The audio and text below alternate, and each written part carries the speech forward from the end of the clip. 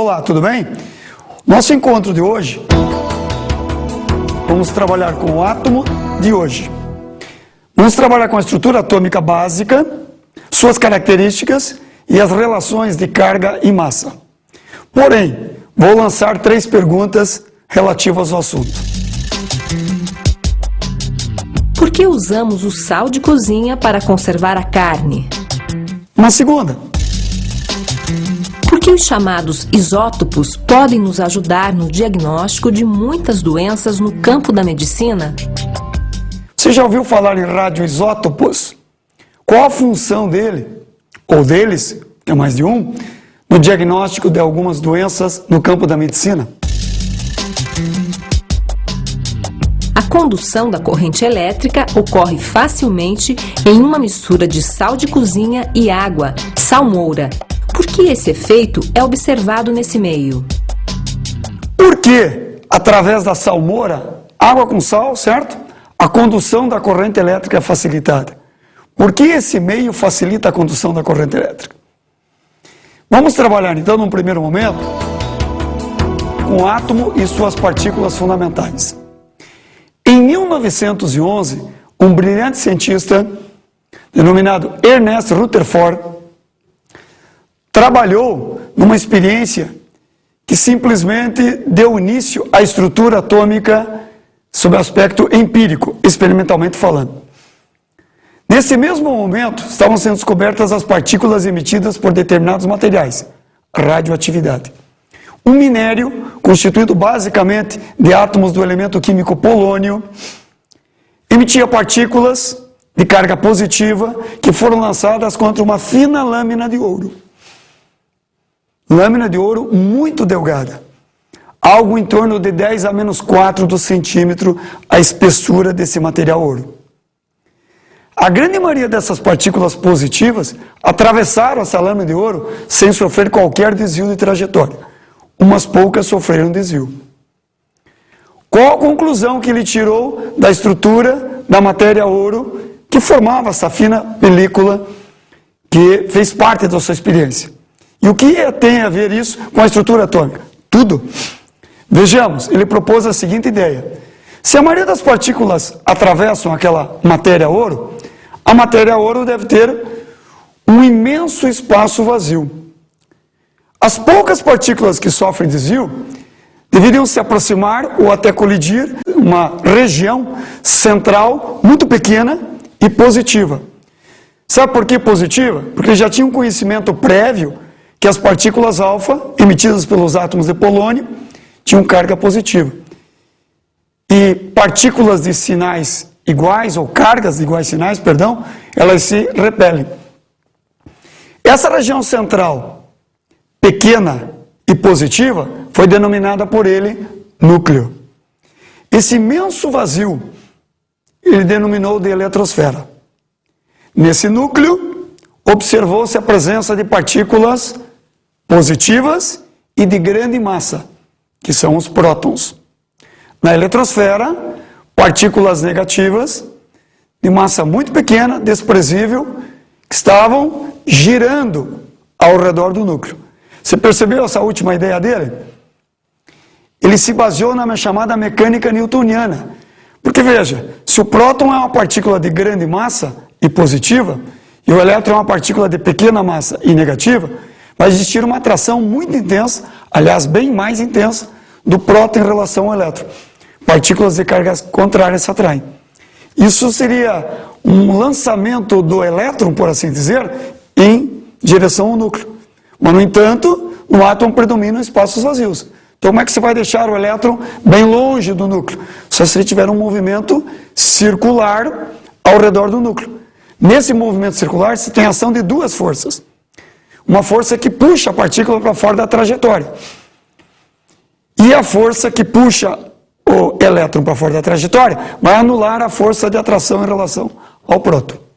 Vamos observar então aqui, na nossa tabela, que apresenta as características das partículas fundamentais.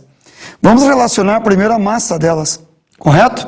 Então veja, o elétron, o E, o sinalzinho negativo, é uma carga negativa, o próton, o P, uma carga positiva, é uma carga positiva, e o nêutron de carga nula. Já vamos conversar melhor sobre ele. Tá? Observe, o elétron na eletrosfera, importante, né? Esse dado você já tem nesse nosso encontro.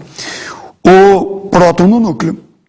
E você tem aqui uma relação interessante. A massa do elétron, 9,11 vezes 10 a menos 28, veja, 10 a menos 28, são valores relativos ao Sistema Internacional de Unidades.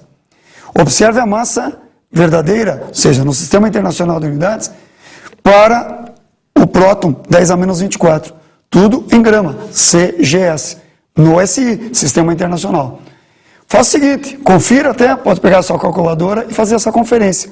Divida a massa verdadeira do próton, 1,67 vezes 10 a menos 24 do grama, pela massa verdadeira do elétron, 9,11 vezes 10 a menos 28. E você terá essa relação 1 sobre 1840. Entendeu a relação? A massa da partícula elétron é aproximadamente 1840 vezes menor que a massa da partícula próton. Nós temos aqui as cargas das partículas. E eu vou dar um foco aqui, principal, né? Na partícula próton e na partícula elétron. Vou deixar o nêutron para daqui um pouquinho. Tudo bem? Então, em relação ao elétron, você tem a carga menos 1,6 vezes 10 a menos 19 coulomb. Em relação à partícula elétron, né? Elétron em cima, próton embaixo. Então, você tem negativa para o elétron, 1,6 vezes 10 a menos 19, e positiva, 1,6 vezes 10 a menos 19, para o próton. Percebeu que o valor em módulo é o mesmo? Só muda a carga? Então, são partículas que têm a mesma carga em módulo, só que sinais contrários. Com isso, concluímos, então, que o átomo é um sistema eletricamente neutro. Quantidade de prótons no núcleo igual à quantidade de elétrons na eletrosfera. Cargas positivas no núcleo, prótons, igual a cargas negativas na eletrosfera, em movimento circular. Uma outra consideração importante, se o núcleo é tão pequeno e tem cargas de grande massa, como o próton, esse núcleo é uma região pequena, densa, maciça e divisível. E aí você me pergunta, divisível? Divisível em quê? Nesse momento, nós temos que analisar uma situação que ficou um pouco conflitante nesse modelo atômico de Rutherford. Prótons não são positivos, o núcleo não é pequeno, então essas partículas positivas de uma região bem pequena ficariam umas empurrando as outras, mais ou menos assim, sai daí, sai daí. Isso é uma repulsão dentro da estrutura nuclear. Isso pode causar uma desintegração, que é até um fenômeno natural, dentro do capítulo da radioatividade. Porém, o núcleo tem uma estabilidade, ele está ali. Como é que você vai justificar essa estabilidade? Essa estabilidade foi justificada pela descoberta em 1932 por James Chadwick, ganhou um prêmio Nobel de Física em 1935 por essa descoberta da partícula nêutron. Quem é a partícula nêutron? É uma partícula que tem uma massa praticamente igual ao do próton e uma carga, nêutron, nula. Na verdade, ela é formada pela união de um próton e de um elétron. E a carga positiva do próton e do elétron anulam e nos dão o nêutron. E qual é a função do nêutron, pelo menos naquela época conhecida, e hoje também é considerada dessa maneira? É uma função fundamental dentro do núcleo. Os nêutrons se posicionam entre os prótons, diminuindo, atenuando, e mesmo em algumas situações, eliminando a força de repulsão entre os prótons, e dando a estabilidade nuclear. Havia também uma desconfiança de que essa partícula nêutron é a partícula que estava faltando dentro do núcleo, porque a massa do núcleo não poderia ser apenas os prótons. Já se tinha uma ideia naquela época, em 1911, 1913 e mesmo em 1932, com a descoberta do nêutron, isso foi corroborado, né? Que o nêutron vem dar ao núcleo a sua massa total. A partir daí, vamos dar uma olhadinha nas dimensões da eletrosfera e as dimensões do núcleo. Deixa eu falar um pouquinho sobre as dimensões do núcleo primeiro. Bom, ficou bem claro para você que o núcleo é uma região muito pequena. Agora, como é esse pequeno? A dimensão do núcleo, pessoal, ela pode oscilar de 10 a menos 14 a 10 a menos 15 do metro. Então, o núcleo é realmente a região muito pequena, densa e maciça. vamos dar uma olhadinha nas dimensões da eletrosfera. Em comparação à eletrosfera, você tem uma dimensão da ordem de eletrosfera, 10 a menos 10 do metro. Faça o seguinte, faça a relação, divisão. Divida o diâmetro da eletrosfera, 10 a menos 10, pelo diâmetro do núcleo, 10 a menos 14, 10 a menos 15. Passa para cima a potência, né? Troca o sinal do expoente e você vai ter a relação final, que é a eletrosfera é, no seu todo, em torno de 10 mil a 100 mil vezes maior que o núcleo. Observe aqui no meu quadro. Você tem um núcleo central, maciço e bem pequeno, prótons e nêutrons, e a eletrosfera com os elétrons em órbitas circulares ao redor do núcleo. Elemento químico e número atômico. Nesse momento, vamos apresentar a você conceitos fundamentais em relação à estrutura atômica. No final do século XIX, já tinha se observado que átomos de substâncias simples, como oxigênio, como por exemplo o nitrogênio, a substância pura ouro, né, o metal ouro, que te apresentavam o mesmo elemento químico para essas substâncias. São substâncias simples. E também a partir do modelo atômico de Rutherford, percebeu-se que elementos químicos tinham um número de prótons sempre igual para o mesmo elemento. Então, peraí, se o número de prótons é o mesmo, isso identifica o elemento químico, foi apresentado então o conceito de número atômico. E o que vem a ser o número atômico? Simbolizado pela inicial maiúscula Z.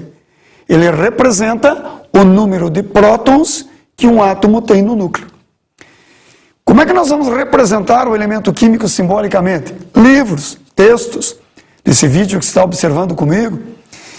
Simbolicamente eu vou usar a letra E, indicando um elemento químico, que pode ser ouro, AU, vem do latim aurus, o H do hidrogênio, a letra maiúscula sempre para indicar o elemento químico, por exemplo, o O para o oxigênio. Na parte inferior à esquerda, você vai colocar o Z, que é o número atômico, o número de prótons. E na parte superior, que pode ser à esquerda ou à direita, vamos colocar o número de massa. E o que vem a ser o número de massa? O número de massa, como o próprio nome diz, é a soma das partículas que realmente dão a massa na estrutura atômica. E quais são elas? Próton e nêutron. Onde é que elas estão localizadas? No núcleo. Então, A, número de massa, em cima. Z, número atômico, embaixo. E é importante você entender que esta relação entre o número atômico mais o número de nêutrons nos dá a igualdade em número de massa. Mas o que é o P? O P é indicativo de prótons. E esse prótons é o quê? É o Z, lembra? Então vamos reescrever essa expressão de uma forma mais comum. Número de massa é a soma do número atômico mais o número de nêutrons. Vamos imaginar que você deseja calcular o número de nêutrons de um determinado átomo de um determinado elemento químico. O que você faz? Isola o N. Então, o número de nêutrons é igual ao número de massa menos o número atômico. A partir daí, você vai ter símbolos químicos e com esses símbolos você pode retirar as informações fundamentais da estrutura atômica. Quais são elas? Símbolo do elemento sódio, Na, vem do latim nátrio. 23 em cima. O que é o 23? Valor superior, número de massa. O que é o 11? Valor inferior, número atômico. Da mesma forma, veja o flúor, número de massa, 19. Número atômico, 9.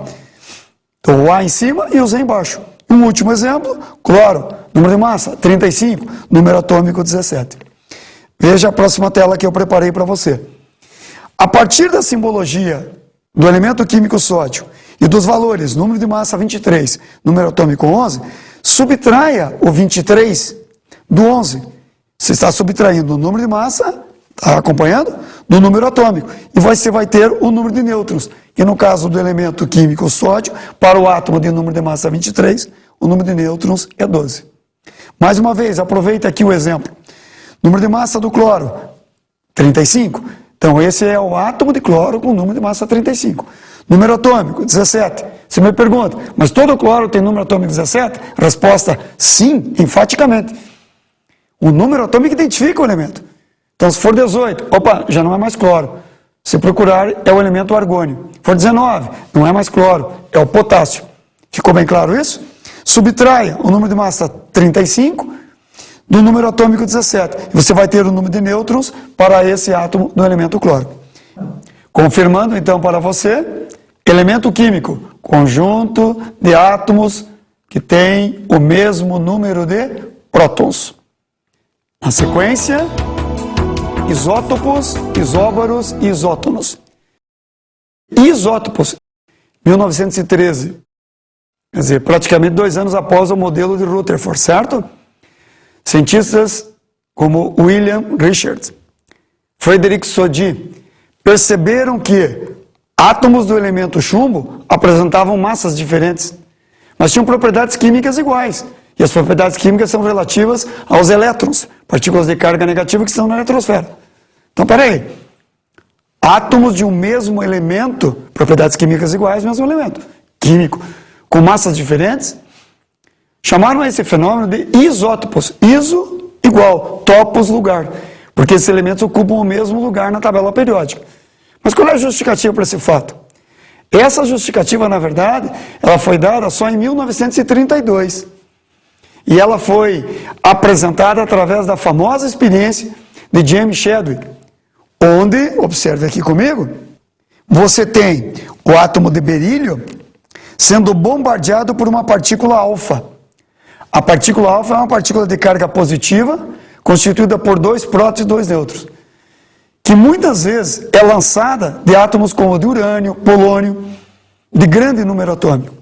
Essa partícula alfa bombardeou o núcleo do berílio, observe, essa colisão causou o aparecimento do núcleo do átomo de carbono. Opa, um novo elemento químico? Sim, número atômico 6 e número de massa 12. Agora some comigo. Quanto dá a soma das massas no primeiro membro dessa equação? 9 do berílio, com 4 da partícula alfa, dá 13.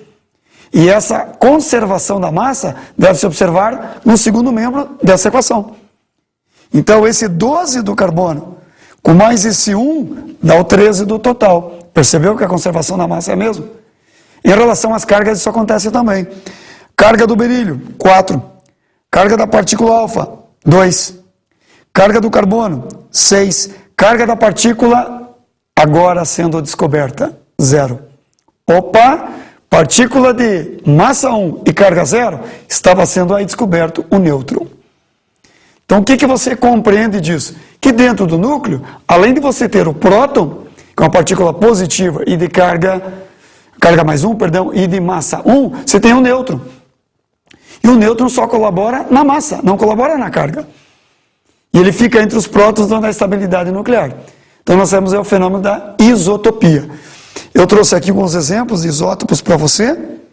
Um caso interessante são os isótopos do elemento químico hidrogênio. E ele torna-se interessante e bastante frequente em questões de concursos, porque, na verdade, é o único elemento químico que tem uma isotopia com denominações particulares. Veja, por exemplo, o caso do prótio, que é o isótopo de número de massa 1 para o hidrogênio. Prótio é uma denominação que vem da língua grega e quer dizer 1. Então, veja o número de massa 1. O deutério, o hidrogênio de número de massa 2. E o deutério vem da língua grega e quer dizer 2. Massa 2. O trítio ou tritério, que é o isótopo de número de massa 3. Importante se observar nesse quadro que eu trouxe para você. Os valores correspondentes ao número de prótons é o mesmo. E não poderia ser diferente, não é o mesmo elemento químico. Então, isótopos são átomos do mesmo elemento químico. Tem o mesmo número de prótons. O número de elétrons também é o mesmo. São partículas eletricamente neutras. Porém, o número de nêutrons é diferente. Subtraia o A menos o Z, número de massa menos o número atômico. Para o prótio, você não tem nenhum nêutron. Você me pergunta, mas não precisa de nêutron para estabilizar o núcleo? Não esqueça que esse núcleo é um núcleo muito particular. Ele tem um próton só. Então, quem que ele vai repelir se ele é único? Então, realmente não há necessidade do nêutron. Porém, no deutério você tem um nêutron. Isso eleva o número de massa para 2. Compreendeu? E no trítio você tem o número de nêutrons 2, o que eleva o número de massa para 3. Quero que você entenda aqui também a composição isotópica. O que vem a ser isso? Pegue um pouco de água. Olha lá, 1 litro de água. Você tem milhões e milhões e milhões de moléculas de água, formadas por 2 átomos de hidrogênio e 1 de oxigênio. Todas essas moléculas de água têm na sua constituição átomos de hidrogênio do tipo prótio, número de massa 1, deutério, número de massa 2, e trítio 3. Só que a abundância, praticamente preponderante, 99,98% é do prótion. Então a grande maioria das moléculas de água são formadas pelo elemento hidrogênio através do seu isótopo prótion. Você tem uma quantidade muito pequena, 0,02% de deutério. E uma quantidade em traços, 10 a menos 7 de trítio. Então, entendeu? Para o elemento químico hidrogênio, você tem o prótion, o deutério e o trítio. O prótion é o mais abundante. E isso acontece, observe na minha tela, para demais elementos químicos. O caso do carbono, você tem o isótopo 12, que é o mais comum, olha a porcentagem de ocorrência. Olha o carbono 13, olha a porcentagem de ocorrência como caiu já para 1,11. E o carbono 14, que é utilizado em determinação de idade de fósseis. Ele tem traços só, e esses traços é da ordem de 10 a menos 4, 10 a menos 5. Observe alguns exemplos de isótopos também do oxigênio. Você tem o oxigênio 16, o 17 e o 18. Qual é o mais abundante? O 16. Isto quer dizer que quando você for buscar o elemento químico oxigênio numa tabela periódica, a massa do elemento químico hidrogênio é uma composição aritmética, na verdade é uma média ponderal entre esses três isótopos. E você vai observar que nessa classificação periódica dos elementos, a massa do elemento químico oxigênio está muito próxima do isótopo 16, porque ele é mais abundante. Não é? Então, entendeu esse detalhe? Próxima tela. Trouxe mais 4 isótopos aqui do elemento químico chumbo, que foi a razão da descoberta, né, ou foi a preocupação inicial, né, que eu citei, da descoberta dos nêutrons. Vamos responder uma daquelas nossas perguntas do início? Por que os chamados isótopos podem nos ajudar no diagnóstico de muitas doenças no campo da medicina? Um exemplo bem característico, iodo 131. Ele é um elemento traçador. Ele tem a possibilidade de emitir partículas de energia. Ele emite uma partícula chamada partícula beta, que é o elétron acelerado. Essa emissão é pequena, mas existe. Emite uma radiação gama, que é por calor. E também tem um tempo de meia-vida de 8 dias. O que é tempo de meia-vida? Tempo de meia-vida é o tempo necessário para a massa de uma amostra ser reduzida à metade. Então, a hora que você tem aí uma amostra de 10 gramas, vamos imaginar, né, do iodo 131, daqui a 8 dias, você terá uma quantidade exatamente a metade, 5 gramas. Mas vamos ao que interessa. Então, o paciente recebe essa solução com o iodo traçador, o iodo 131, ele é levado ao órgão, por exemplo, na tireoide, aí, através das emissões de partículas e o processo de cintilografia, ele faz o mapeamento da glândula. Ou seja, ele coloca as partículas, né, na glândula, isso fica visível através da cintilografia. Feito esse mapeamento, se compara com uma glândula de tireoide normal. E se tem, então, um diagnóstico, se está rígido ou não aquele tecido. Também é usada essa mesma tecnologia, né, para identificar, por exemplo, vazamentos em gasodutos e elementos traçadores. Tá? A partir daí, podemos então trabalhar com o que nós chamamos de isóbaros. O que são isóbaros? Átomos que têm o mesmo número de massa e diferentes números atômicos. Então são elementos químicos diferentes. Eu trouxe aqui para você exemplos dos isóbaros com o elemento químico cálcio, número de massa 40. Então nós chamamos isóbaro 40 do cálcio.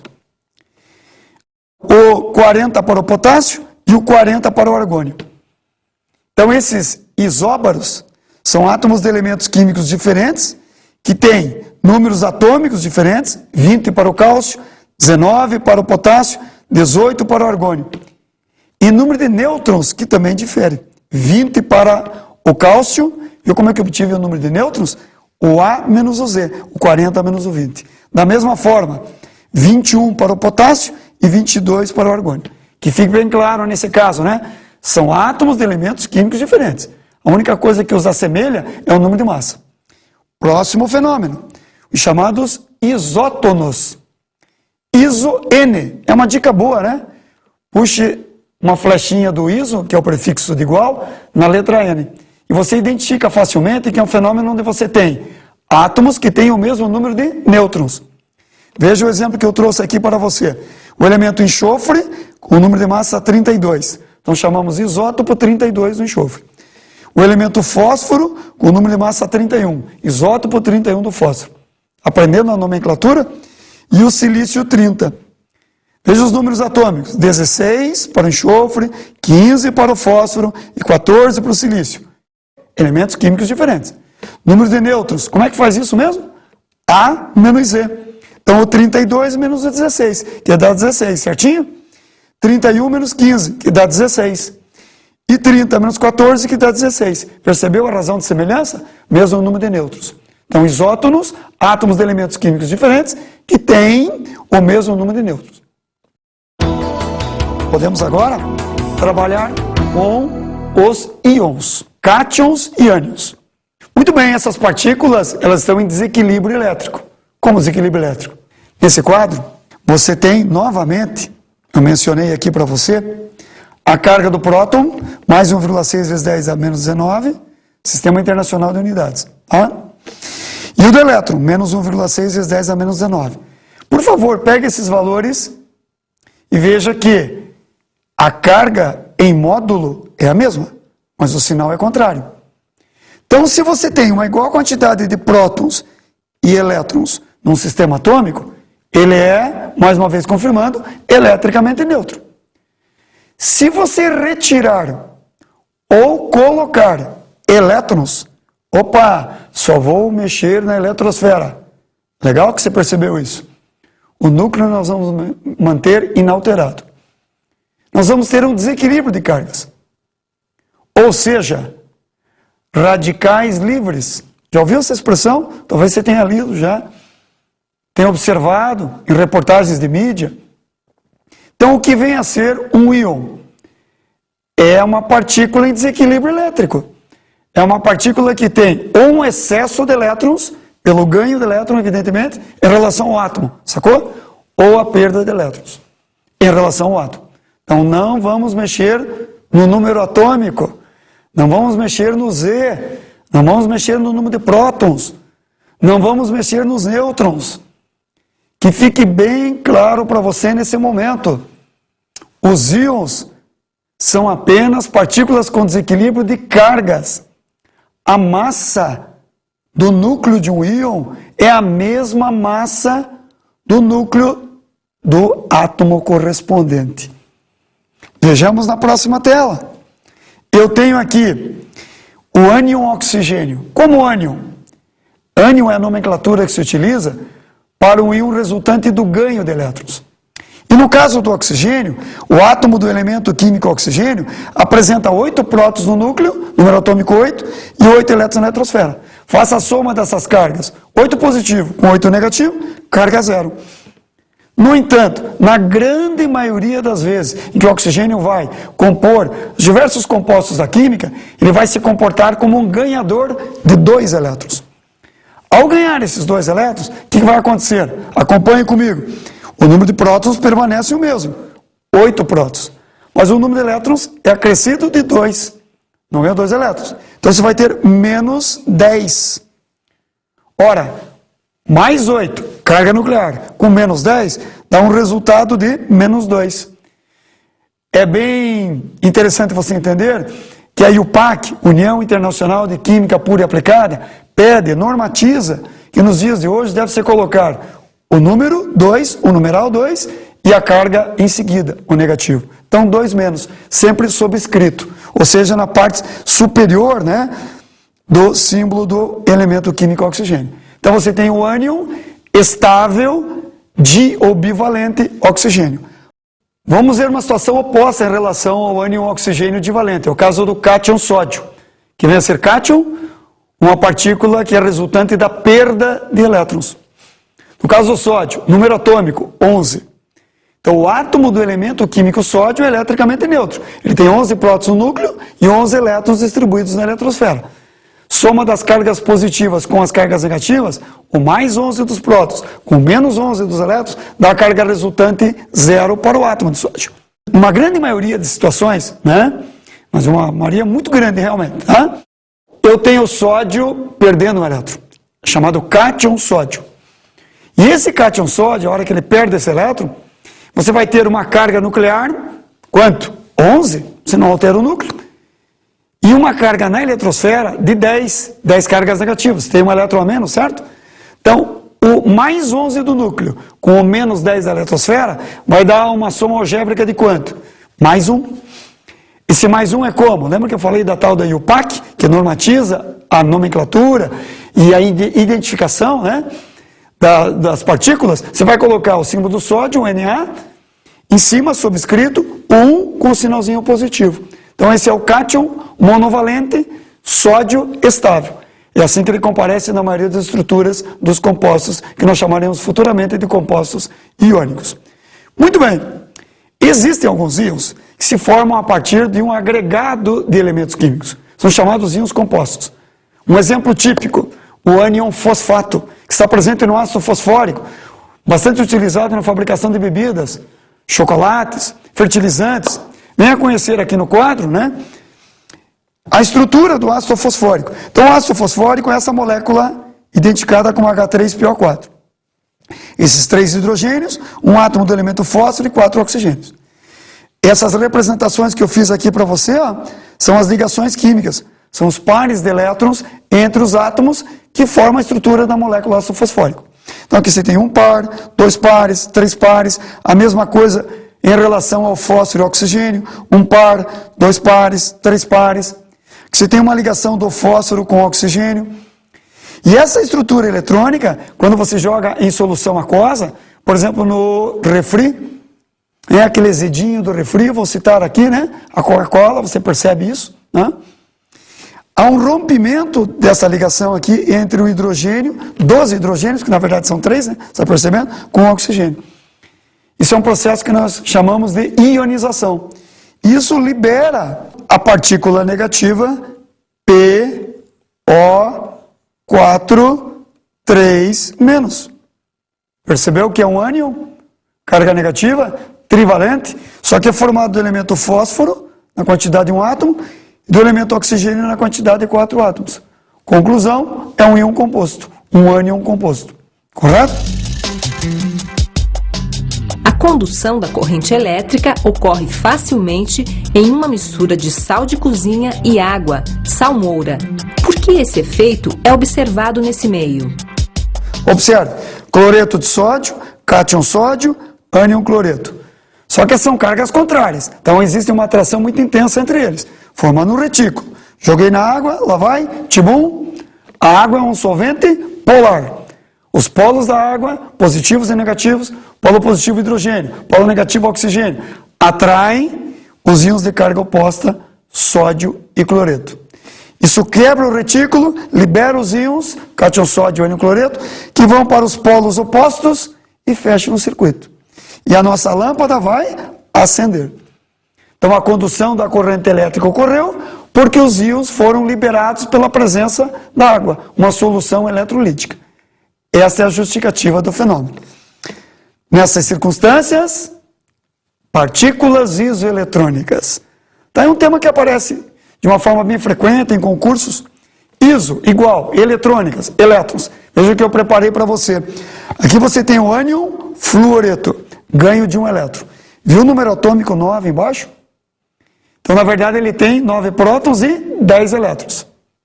Aqui você tem o ânion estável, oxigênio divalente. Número atômico 8. Então, 8 prótons e 10 elétrons. Ah, eu tenho 2 partículas negativas a mais. Aqui, cátion, alumínio, trivalente. 13 prótons e 10 elétrons. Cátion, sódio, monovalente. 11 prótons e 10 elétrons. Átomo do elemento químico neônio. 10 prótons e 10 elétrons. O que se observou de semelhante entre essas espécies químicas? O mesmo número de elétrons. Então você tem aqui ânions com 10 e 10. Cátions com 10 e 10. E um átomo também com 10 elétrons, isoeletrônico. É interessante se observar aqui que a carga nuclear é maior aonde? Em que partícula? No alumínio, tem 13 prótons. Essa carga nuclear mais intensa puxa os 10 elétrons com maior força de atração. Então, a partícula isoeletrônica alumínio 3+, é que tem o menor diâmetro, porque a carga nuclear é maior. Podemos, então, responder a nossa terceira pergunta do nosso encontro. Por que usamos o sal de cozinha para conservar a carne? Observe, na verdade é salmoura, né? Pede sal grosso, coloque numa certa quantidade de água, muito sal e relativamente pouca água. E mergulhe a carne lá dentro. O que vai acontecer? Como você tem uma concentração de íons sódio e ânions cloreto em maior quantidade na salmoura do que dentro das células da carne, tem cloreto de sódio na célula da carne? Claro que tem. O que deve acontecer? A passagem da água através da membrana celular, processo que nós chamamos de osmose, de um meio de menor concentração para um meio de maior concentração de sal. Isso desidrata a carne. Essa carne desidratada você pode colocar num ambiente arejado e coberto. E pode usá-la durante um certo tempo. Por quê? Porque não vai haver o apodrecimento. Uma vez que as bactérias que causam o apodrecimento dos alimentos não se proliferam em meios que são desidratados e salgados. Muito bem. Sabemos que os íons têm carga. Essas cargas nós chamamos de valência. Então, por exemplo, sódio mais 1, monovalente, valência mais 1. Cálcio mais 2, valência mais 2. Oxigênio menos 2, valência menos 2. Essas valências são identificadas nos íons presentes, por exemplo, nos legumes, verduras, frutas, carnes, os ovos, que fazem parte da nossa alimentação. São os íons identificados através das suas valências, as suas cargas. Vamos aproveitar e agora conhecer uma reportagem que traz um enfoque interessante sobre o que nós trabalhamos no nosso encontro de hoje.